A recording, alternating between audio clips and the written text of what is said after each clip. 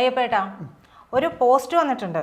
വളരെ രസകരമായിട്ടുള്ളൊരു പോസ്റ്റാണ്. ചേട്ടന് ഒരുപക്ഷെ അത് കേൾക്കുമ്പോൾ എന്തെങ്കിലുമൊക്കെ ഒന്ന് എന്തിനെ പറ്റിയാണെന്നൊക്കെ മനസ്സിലാവും. രസകരമാണ്. ഞാൻ അതിൻ്റെ ഒരു തുടക്കം വായിക്കാം.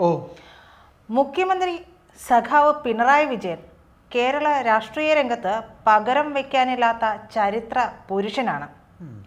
എല്ലാത്തരം വേട്ടയാടലുകൾക്കും സോഷ്യൽ ഓഡിറ്റിങ്ങിനും വിധേയനായി 2 തവണ തുടർച്ചയായി കേരളത്തിന്റെ ഭരണ സാരഥ്യം അദ്ദേഹത്തിന്റെ കൈകളിൽ ഏൽപ്പിച്ചത് ജനങ്ങളാണ് എന്ന് തുടങ്ങി ഇങ്ങനെ പോവുകയാണ്. ഇത് ഇങ്ങനെ ഇത്രയേറെ ഒരു പുകഴ്ത്തുപാട്ട് വന്നുകൊണ്ടിരിക്കുകയാണല്ലോ. ആ വിവാദം വന്നുകൊണ്ടിരിക്കുന്നതിൽ ഇത്രയേറെ പുകഴ്ത്തി പറഞ്ഞിരിക്കുന്നത് മറ്റാരുമല്ല, നമ്മുടെ സഖാവ് EP ജയരാജനാണ്. അത് EP ജയരാജൻ പറഞ്ഞു എന്ന് പറഞ്ഞപ്പോൾ എനിക്ക് സത്യത്തിൽ ഒരു അത്ഭുതമൊക്കെ തോന്നി. EP-ക്ക് അറിയാം എന്താണ്, അതായത് EP-ക്ക് കൃത്യമായിട്ട് ഒരു എന്താ പറയുക, EP-യെ അവിടെ തഴയുന്നുണ്ട് പിണറായി എന്നൊക്കെ ഉള്ളത് EP-ക്ക് നന്നായിട്ട് അറിയാം. പിന്നെയും എന്തിനായിരിക്കും EP വീണ്ടും ഒരു പുകഴ്ത്തുപാട്ടിലേക്ക് പോകുന്നത്? അതായത് നമ്മൾ സംസാരിക്കുമ്പോൾ എപ്പോഴും പറയും CPM എന്ന് പറയുന്ന പാർട്ടിയിലെ ഈ സഖാക്കൾക്ക് ഒരിക്കലും ഒരു മുഖമല്ല, അവർക്ക് എപ്പോഴും രണ്ട് മുഖമാണ്. അപ്പോൾ ഒരു വേള ഇങ്ങനെ പറയുകയും എന്നാൽ അദ്ദേഹം മനസ്സിലാക്കുകയും ചെയ്യുന്നത് അദ്ദേഹത്തിൻ്റെ പുസ്തകത്തിൻ്റെ കവർ പേജ് ഉൾപ്പെടെ അതിലെ മർമ്മപ്രധാനമായ സാരാംശം വരെ എങ്ങനെ അന്ന് ഈ ഇലക്ഷൻ ഡേയിൽ തന്നെ പുറത്തു പോയി എന്ന് വെച്ചാൽ അത് EP-ക്ക് അറിയാം അത് ആരാണ് ഇതിൻ്റെ കാരണക്കാരണം. അതുപോലെ വേറൊരു കാര്യം ഞാൻ ചേർത്ത് വയ്ക്കട്ടെ. EP RSS നേതാക്കളെ കാണാൻ പോയ വിവരവും ആ തിരഞ്ഞെടുപ്പ് ദിവസം തന്നെയാണ് പുറത്തു വരുന്നത്, അല്ലെ? അല്ല, അന്ന് അദ്ദേഹം കണ്ടത് അദ്ദേഹത്തിന്റെ വീട്ടിൽ വന്നതെന്നല്ലേ പറയുന്നത്. അതെ, കണ്ടത്. പക്ഷെ ആ വിവരം എത്ര വർഷത്തിന് ശേഷം പുറത്തു വരുന്നത്? ജാവ്ദേക്കറെ കണ്ടത്. ആ വിവരവും പുറത്തു വരുന്നത് നിർണായകമായ ഒരു ദിവസമാണ്. അപ്പൊ അങ്ങനെ പറയുമ്പോ ഇതിന് പിന്നിലൊക്കെ ആരാണെന്ന് EP-ക്ക് അറിയുകയും ചെയ്യാം. പക്ഷെ വീണ്ടും അതേ വ്യക്തിയെ അല്ലെങ്കിൽ അതേ നേതാവിനെ EP പുകഴ്ത്തുകയും ചെയ്യുമ്പോഴാണ് എൻ്റെ അമ്പരപ്പ് സത്യത്തിൽ. അതായത് പ്രജിത, ഇതിനകത്ത് ഈ പാർട്ടിക്കകത്ത് ഈ കഴിഞ്ഞ കുറേ നാളുകളായി EP ജയരാജൻ എന്ന നേതാവിനെ വേട്ടയാടപ്പെടുന്നുണ്ട്. EP ജയരാജൻ എന്ന നേതാവ് തനിക്ക് പാർട്ടിയുടെ സംസ്ഥാന സെക്രട്ടറി ആകണം. ശരിക്കും EP അതിന് യോഗ്യതയുള്ള ആളൊക്കെ തന്നെയാണ്. ഈ പറയുന്ന ഗോവിന്ദൻ മാസ്റ്ററെക്കാളും എന്തുകൊണ്ടും EP യോഗ്യനാണ് എന്നുള്ളത് പാർട്ടിയിലെ പലരും ഒളിഞ്ഞും തെളിഞ്ഞും സമ്മതിക്കും.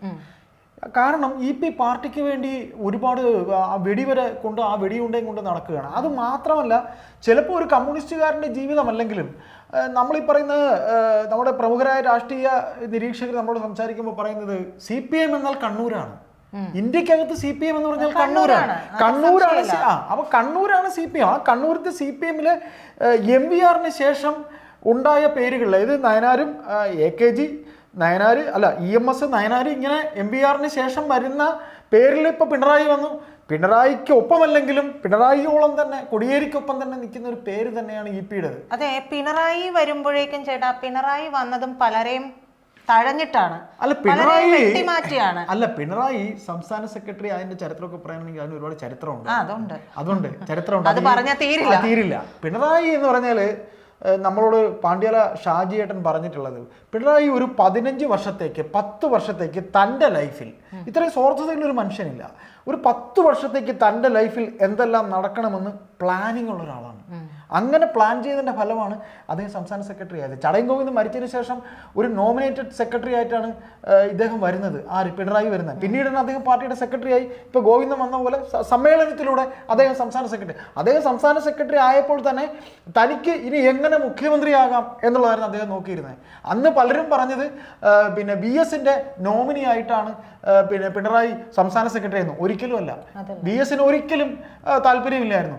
ഇദ്ദേഹം സംസ്ഥാന സെക്രട്ടറി ആകുന്നത് ഇദ്ദേഹം വൈദ്യുത മന്ത്രി ആയിരിക്കുമ്പോൾ, നയനാർ മന്ത്രിസഭയിൽ വൈദ്യുത മന്ത്രി ആയിരിക്കുമ്പോൾ അതിൽ നിന്ന് വൈദ്യുത മന്ത്രി സ്ഥാനത്ത് നിന്ന് മാറ്റി പാർട്ടിയുടെ സെക്രട്ടറി പദവി അദ്ദേഹത്തിന് കൊടുക്കുകയായിരുന്നു. അതിന്റെ കാരണക്കാരൻ ഹർകിഷൻ സിംഗ് സുർജിത്ത് ആയിരുന്നു.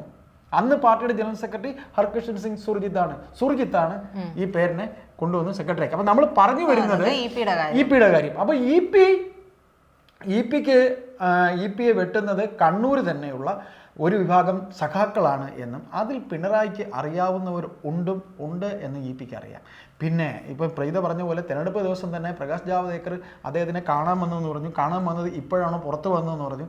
ഏതായാലും ഇപിക്ക് കഴിഞ്ഞ കുറച്ച് നാളുകളായി ഇപി വളരെ അസംതൃപ്തനാണ്. പിന്നെ ഈ പറയുന്നത് ഇപിക്ക് പേടിയുണ്ടോ പിണറായിനെ? പേടിയൊന്നും ഉണ്ടാവില്ല. ഇപിയുടെ പല രഹസ്യങ്ങളും പിണറായിയുടെ കയ്യിലുണ്ടാവില്ല, പിണറായിയുടെ പല രഹസ്യങ്ങളും ഇപിയുടെ കയ്യിലും ഉണ്ടാവില്ലേ? അതായത് ഇതിനകത്ത് ഏറ്റവും വലിയൊരു ഇതെന്ന് പറയുന്നത് ഇവരൊക്കെ തന്നെ പല കാര്യങ്ങളും ഇവരുടേതായ സീക്രട്ടുകൾ പലരുടെ കയ്യിലുമുണ്ട്. അപ്പോൾ ഇപിയെ സംബന്ധിച്ച് നമ്മളിപ്പോൾ സംസാരിച്ച് വന്നപ്പോഴത്തേക്ക് ഇപ്പോൾ എം.വി. ഗോവിന്ദൻ്റെ ആന്തൂർ സാജൻ്റെ കേസ് ഉൾപ്പെടെ പല കാര്യങ്ങളും പല രഹസ്യങ്ങൾ, ആ കേസ് എങ്ങനെ ഒത്തുതീർപ്പാക്കിയെന്നൊക്കെ ഇദ്ദേഹത്തിന് അറിയാം, പിണറായിക്ക് അറിയാം. ഇപ്പോൾ ഈ പറയുന്ന നവീൻ ബാബുവിൻ്റെ കേസുകൂടെ വന്നതോടുകൂടി ശരിക്കും ഇവർക്കൊക്കെ ഭയം. എന്തുകൊണ്ട് പിണറായിയെ ഭയക്കുന്നതെന്ന് ചോദിച്ചാൽ ഇപി തുടങ്ങി എം.വി. ഭരണം ഇരിക്കുകയാണ്. ഒരു പാർട്ടിയെ ഭരിക്കുന്ന സെക്രട്ടറി ആയിരിക്കാം, പക്ഷെ ഭരണം വേറെയാണ്. ഭരണം എന്ന് പറയുന്നത് അതിനൊരു അധികാരത്തിന്റെ ഒരു ഭയങ്കര ഇതാണ്. ആ അധികാരത്തിന്റെ സുഖം എന്ന് പറയുന്നത് എന്തെന്ന് മുൻകൂട്ടി മനസ്സിലാക്കി അതിന്റെ സുഖം നുകർന്നുകൊണ്ടിരിക്കുന്ന ഒരാളാണ് പിണറായി. അതുകൊണ്ട് ഇപി പറയുന്നത് അദ്ദേഹത്തിനൊക്കെ വിധിയാണ്. സ്തുതി പാടുക എന്നുള്ളത് അദ്ദേഹത്തിന്റെ വിധിയാണ്. പിണറായി എന്ന് പറയുന്ന പാണ്ഡ്യാല ഷാജിയേട്ടൻ പറയുന്ന പോലെ മനുഷ്യത്വം പാണ്ഡ്യാല ഷാജിയേട്ടൻ പറയുന്ന പോലെ എന്നല്ല, നമ്മളൊക്കെ വീക്ഷിക്കുന്നതാണല്ലോ. മനുഷ്യത്വം എന്ന് പറയുന്ന ഒരു സാധനം അദ്ദേഹത്തിന്റെ ജീവിതത്തിൽ അദ്ദേഹത്തിനോട് ചോദിച്ചപ്പോൾ അദ്ദേഹത്തിന് വിഷമങ്ങൾ ഇല്ലെന്നാണ് പറഞ്ഞത്. അദ്ദേഹം മുഖ്യമന്ത്രിയായി കഴിഞ്ഞപ്പോഴത്തേക്ക് ഒരു ഇന്റർവ്യൂവിൽ പറഞ്ഞു എനിക്കങ്ങനെ പ്രത്യേകിച്ച് വിഷമങ്ങളൊന്നും ഇല്ലെന്നാ പറഞ്ഞു. കാര്യങ്ങളൊന്നും ഇല്ലല്ലോ.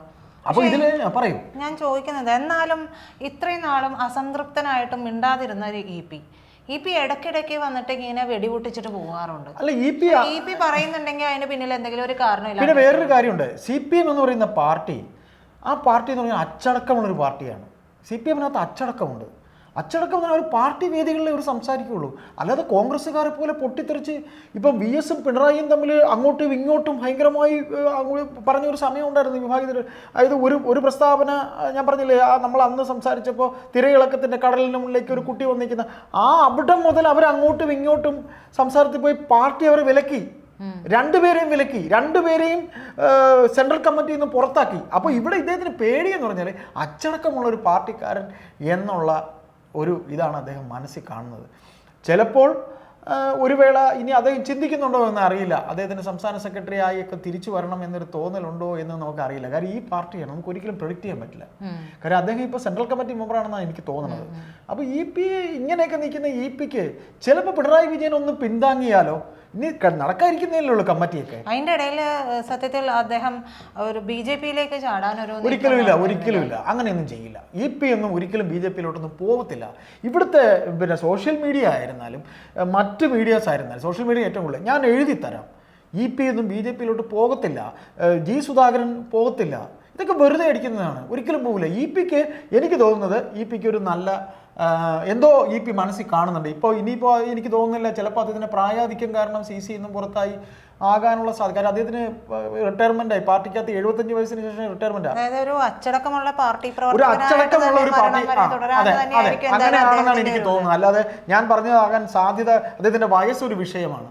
അപ്പോൾ അതുകൊണ്ട് അച്ചടക്കമുള്ളൊരു കാര്യം. അദ്ദേഹം ഒരു പേരുകെട്ട നമ്പ്യാർ കുടുംബത്തിലെ അംഗമാണ്, AKG നമ്പ്യാരാണ്. കണ്ണൂർ ഈ നമ്പ്യാരും പിന്നെ ചോവന്മാരും തമ്മിലാണ് ഈ പാർട്ടിക്കകത്ത് ഫൈറ്റ് നടക്കുന്നത്. അപ്പോൾ അതുകൊണ്ട് അത് വേറെ, അത് നമ്മൾ പറയുന്നത് അതങ്ങനെ പറഞ്ഞു കേട്ട ഒരു നാട്ടുഭാഷ എന്നേ ഉള്ളൂ. എങ്കിലും അദ്ദേഹം ഒരു അച്ചടക്കമുള്ള ഒരു പാർട്ടിക്കാരനായി നിൽക്കാൻ വേണ്ടിയിട്ടുള്ളതാണ്. അത് മരണം വരെ അങ്ങനെ ആയിരിക്കണമെന്ന് ഏതൊരു നല്ല കമ്മ്യൂണിസ്റ്റും ചിന്തിക്കുന്നത് പോലെ അദ്ദേഹം ചിന്തിക്കുന്നതേ ഉള്ളൂ. അത്രയേ ഉള്ളൂ. അല്ലാതെ എനിക്ക് തോന്നുന്നത് പിന്നെ അദ്ദേഹത്തിൻ്റെ വിധിയാണ്. ഈ പറയുന്ന പിണറായി പാർട്ടിക്കാർ വിധിയിൽ വിശ്വസിക്കുമോ ചേട്ടാ? അല്ല, പാർട്ടിക്കാർ വിധിയിൽ വിശ്വസിക്കുന്ന വെച്ചാൽ പാർട്ടി തീർച്ചയായിട്ടും വിധി എന്നല്ല ഇപ്പോൾ ഈ അനുഭവിച്ചുകൊണ്ടിരിക്കുന്നത്. 3 ടേം അദ്ദേഹം സംസ്ഥാന സെക്രട്ടറിയായി. ഇവിടെ മനസ്സുകൊണ്ട് ഏതെങ്കിലും ഒരു പാർട്ടിക്കാരൻ ഈ 3 ടേം ഇദ്ദേഹത്തിൻ്റെ പാർട്ടി സെക്രട്ടറിഷിപ്പിനെ മനസ്സുകൊണ്ട് അംഗീകരിച്ചെന്നും പ്രീതയ്ക്ക് പറയാൻ കഴിയില്ലെങ്കിൽ ഞാൻ പറയും ആരും തൃപ്തരായിരുന്നില്ല. ഒന്നുമല്ലെങ്കിൽ ഈ തെക്കുള്ള കമ്മ്യൂണിസ്റ്റുകാർ സഖാക്കൾ പോലും തൃപ്തരായിരുന്നില്ല. ഇപ്പോഴും അവർ തൃപ്തരല്ല. ഈ ഭരണത്തിൽ ഈ പോക്ക് പോവുകയാണെങ്കിൽ ഈ പാർട്ടി ഇവിടെ നാമാവശേഷമാകുമെന്ന് വിശ്വസിക്കുന്ന നിരവധി പാർട്ടിയെ സ്നേഹിക്കുന്ന ആൾക്കാർ ഇവിടെ ഉണ്ട്. അതുകൊണ്ട് വിധിയൊന്നുമല്ല, ഇതൊക്കെ അവരുടെ എന്താ പറയുക, നമ്മുടെ തമ്മിലുള്ളൊരു അല്ല. CPM എന്ന് പറയുന്ന പാർട്ടി തീർന്നു. ഈ പാർട്ടി എന്ന് പറഞ്ഞു കഴിഞ്ഞാൽ ശരിക്കും കേരളത്തിൽ പിണറായിയോടുകൂടി തന്നെ ഈ പാർട്ടി അതോടുകൂടി ഈ പാർട്ടി കഴിയും. അതാണ് ഇവിടെ സംഭവിച്ചുകൊണ്ടിരിക്കുന്നത്. അത് തന്നെ അങ്ങനെ സംഭവിക്കുന്നെങ്കിൽ അങ്ങനെ തന്നെ സംഭവിക്കട്ടെ എന്ന് ആഗ്രഹിക്കുന്നവരുണ്ടോ എന്ന് ഈ പാർട്ടി അങ്ങനെ സംഭവിക്കുകയുള്ളൂ എന്ന് കരുതുന്നവരാണ് ഇന്ന് കൂടുതലുള്ളത്. അങ്ങനെ സംഭവിച്ചാൽ അത് തന്നെ. അപ്പോൾ സഖാവ് ഇ.പി. ജയരാജന്റെ ഈ ഫേസ്ബുക്ക് പോസ്റ്റിനെ മറ്റൊന്നിനോട് ഉപമിക്കേണ്ട എന്നുള്ളതാണ് ഈ ഫേസ്ബുക്ക് പോസ്റ്റില് അദ്ദേഹം ഇതിലൂടെ പറയുന്നത്. ഇതിനു മുമ്പ് ഇതേപോലെ എല്ലാവരും കൂടെ വളഞ്ഞിട്ട് ആക്രമിക്കുമ്പോൾ അദ്ദേഹം ഇതിനെ ഉദയസൂര്യൻ എന്ന് വരെ പറഞ്ഞിട്ടുണ്ട്, ഈ പറയുന്ന വ്യക്തിയെ. ഒന്നും പറയാനില്ല. അതുകൊണ്ട് പതിവ് പോലെ അന്ന് പറഞ്ഞതുപോലെ പതിവ് പോലെ ഒരു പല്ലവി എന്ന് മാത്രമേ ഇതിന് പറയാനുള്ളൂ.